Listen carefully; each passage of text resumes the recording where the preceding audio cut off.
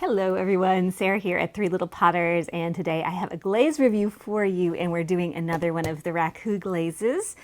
This one is going to be Spectrum's Raku Glaze Galaxy. Yeah, pretty excited about this. So to note, the instructions on the background the instructions on the back of this bottle suggest 960 Celsius. The Mako suggested 1010 Celsius. I felt like the Mako could have gone another 30 degrees from what they suggested. So after that, I'm hesitant to only fire this to 960. But I think I'll open the kiln, then get a look, see if it looks like the glaze is healed over enough. And if it might be ready to come out, I'll take one out, then let the others go a little hotter, see what we get there. All right, so first thing, I'm gonna go ahead and coat these. The back of the Spectrum bottles suggests 2 to 3 coats. I'm gonna do 2 coats. We'll see. We will see. Actually, you know what we'll do? We'll pick one of these and we'll do 3 coats on one of them and 2 coats on the rest of them. That way we'll have sort of a look and see if thickness is going to make a big difference with this glaze or not. So I'm also doing sort of a small bowl this time, because my thought with this Raku ware is that I'm actually going to try to figure out a way to make Raku ring dishes. You know, my best-selling ring dishes on my Etsy. I'm going to try to do a Raku version of that. And, you know, my biggest consideration with that is, how do I get it out of the kiln? Because it's very hard to grab something that small that's in that shape. So, but I have thrown some. So we're gonna try some of that at some point here. As you can see, I'm trying to just float the glaze on, but the glaze being porous soaks up a lot more glaze than usual. And also this, these were bisque fired to cone 07-ish. And my next ones, I've since realized that cone 04 is a better way to go for Raku. But I didn't know that my first night of making these, so subsequent batches will have that bisque of 04, but right now this is 07.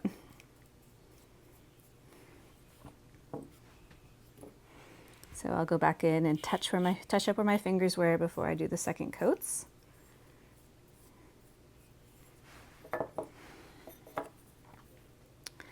And this glaze seems to be absorbing in, drying rather quickly. If you're seeing this, I'm doing this in real time, and they are dry to the touch within 30 or so seconds here. Second coat going on here. I haven't done enough Raku yet to really get a feel for if these glazes are going to run and if that's something I need to worry about. It probably is something I should be worrying about. It's always a good idea to layer down a little bit. Layering down would mean, you know, only 1 coat right here, and then keep the other coats up higher so that in case there is any of that running, we can kind of have a little bit of room for it to move without ruining a kiln shelf. Okay, 2 coats there, 2 coats there. I'm going to go ahead and put a 3rd coat on this squat one here. So that 3rd coat is just going to be up near this top section. All right, here they are, all loaded up and ready to go. There are 3 coats here, and the others have 2 coats. It is another really sunny day here in Maine. Getting all the Raku in I can while the weather is still good. I have just set the kiln to 1000 degrees Celsius. I know the bottle says 960. I'm going to look at 960, but my feeling is that I'm probably going to want to go to 1000, but we'll see when I open it up. All right, this is at 960 degrees and we're gonna take a peek here. Okay, see some little speckles, but not too bad. Give it just a little bit longer. Real quick, while we're waiting for this kiln to heat up, I would love it if you liked and subscribed to my channel so that you can see more of these glaze reviews. I'm going to put one here under a little bucket for a small amount. This is going to have newspaper over it. And then I'm going to put two in this larger bucket. All right, looks like we're just about ready here. I'm gonna glance one last time. Okay, looks pretty good. I'm gonna hit power off. We're at 993 temperature-wise Celsius. Okay. I'm gonna take this one here. Sit there for a second. Take this one here. Knock it. I'm gonna put it here. Close that door for a second before I do the other two. I'm gonna go ahead and cap that one. This one, I'm gonna put a couple pieces of newspaper on top. Okay. And then I'm gonna grab the other two.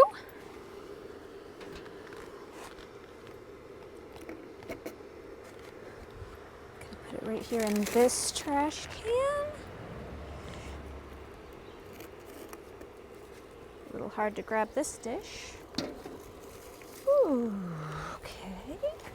And then for this, I'm gonna go ahead and just put some dead leaves on it.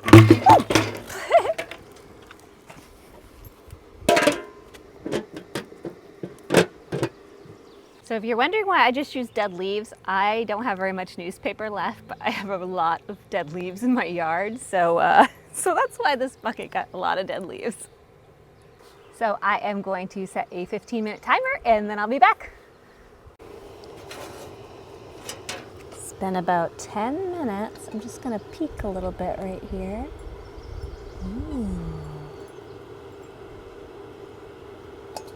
Let's see what's going on in the big bucket.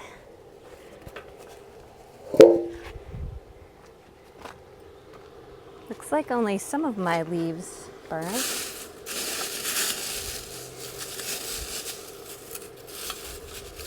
Ooh, okay. I'm gonna quench it.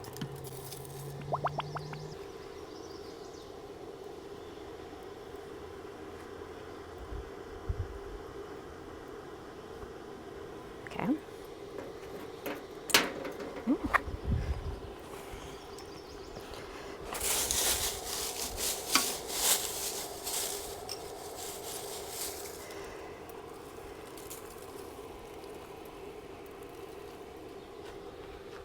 Probably be helpful if I stepped out of the...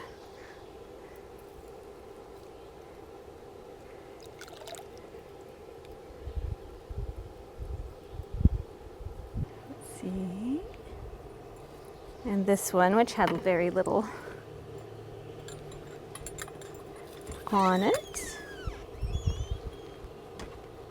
Oh wow, look at that. Look at that on the edge. Like you want to be like...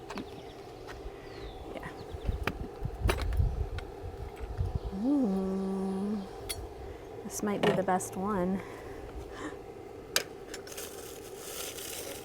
Ooh. Newspaper for the win, okay.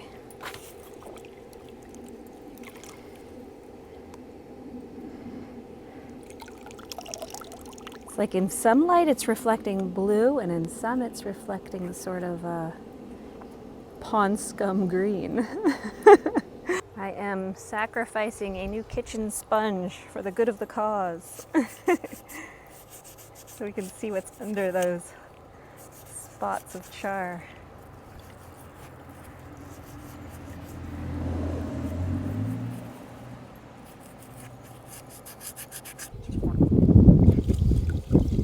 This one seems like it's pretty clean already.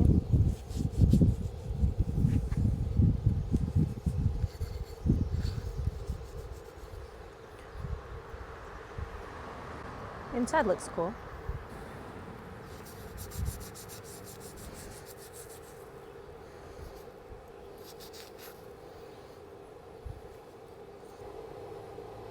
Can you see this like hint of real lime color on the inside there? That's interesting. This one has a really pretty spot, but it's like only visible when the light hits a certain way. It's got like sort of this like sideways flame going. Then I'd go ahead and look at these on this table here. These are, this is the 3 coats of the glaze. Really copper right there.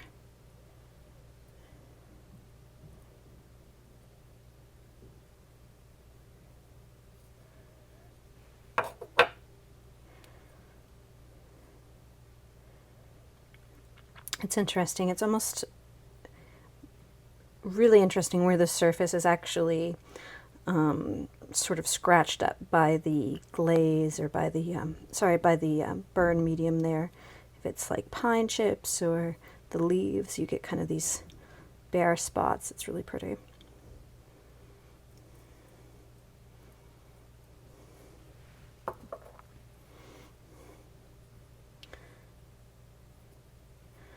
So I do think this glaze has a pond scum green undertone, and I don't know if that is the temperature. It obviously has a lot more going for it than just that. You can see all the variations here.